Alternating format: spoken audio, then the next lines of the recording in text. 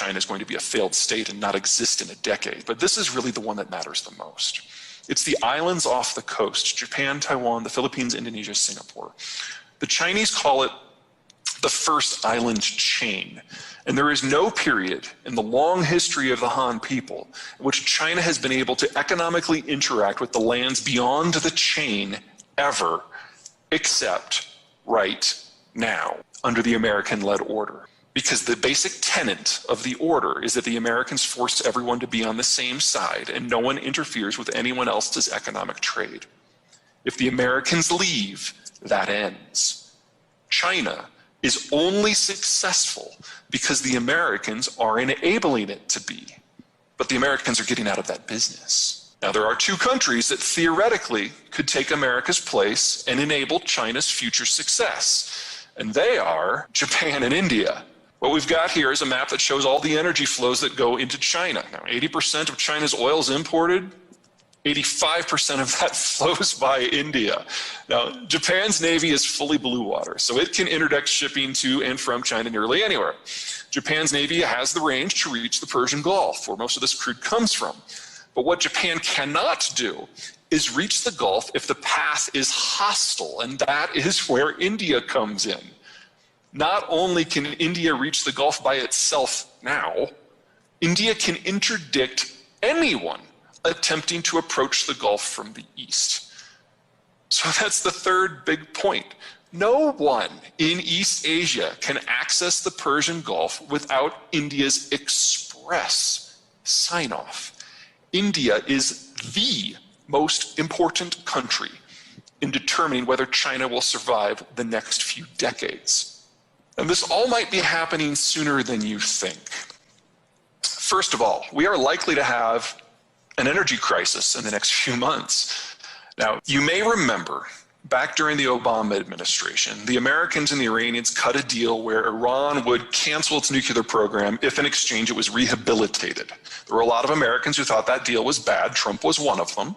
And Donald Trump canceled the deal and applied a maximum pressure campaign to destroy the Iranian economy, which has been broadly successful. Now, under the new president, Biden, the talk is whether or not that deal is going to be revised. It's not, because the circumstances have changed. The Iranians are kind of over a barrel right now, and the Americans, if there is going to be a new deal, they want a much stricter one that restricts Iranian policies. To that end, the Iranians realize they don't have anything to trade, so they've gone out to try to establish new chits. So around New Year's, they started hijacking ships in the Gulf, specifically a South Korean chemicals tanker, thinking that that would get the Americans' attention. It didn't. Trump did nothing. Biden did nothing. We don't care. Because of the shale revolution, we don't care about global energy markets. So expect the Iranians to kind of up the ante and grab bigger and bigger ships in order to get people's attention.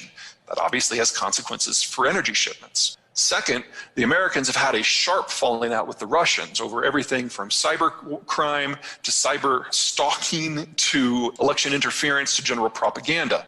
But because the Americans don't care about energy anymore, the Americans are preparing a series of sanctions against Russian energy exports. So now all of a sudden we have a potential for an energy crisis both in the Persian Gulf and in the former Soviet space. And losing trans-Suez shipments this week has certainly not helped. This can all blow up very quickly, and the Americans are not going to be a guarantor of energy shipments. If anything, they're going to interfere with them. Then we've got American-Chinese relations. On his way out the door, Donald Trump rolled a couple of grenades into the bilateral relationship. He called what was going on in Xinjiang a genocide, because, it is. And he said that any American political leader, any American bureaucrat can visit Taiwan in their official capacity as an American representative. That's about that far from formal recognition.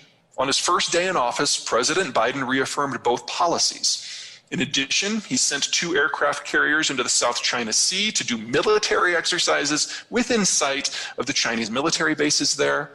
We have new policies on Hong Kong. We have new policies on Tibet. The Biden administration has doubled down on all of the sanctions and tariffs that the Trump administration administered to China, including those on Huawei and CNOOC.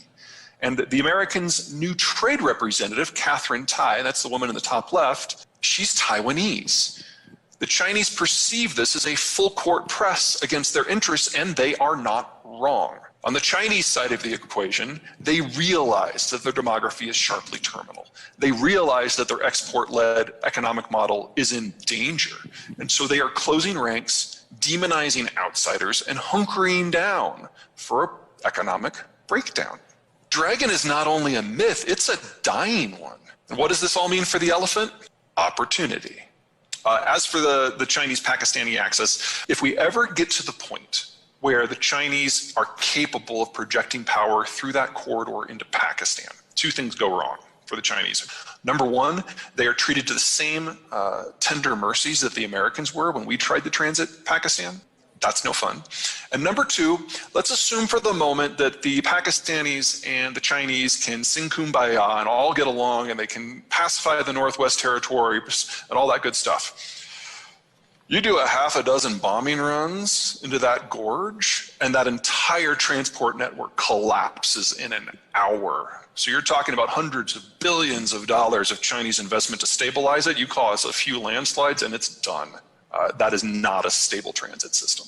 The Chinese success today is honestly just a manifestation of a moment in time. The Americans changed the rules by how the world worked, and that allowed China, which had never really been unified, to suddenly burst forth upon the global stage, because for the first time, it didn't have to worry about resources or market access or capital access or its physical security. And if you remove those four concerns, it's really hard to not succeed.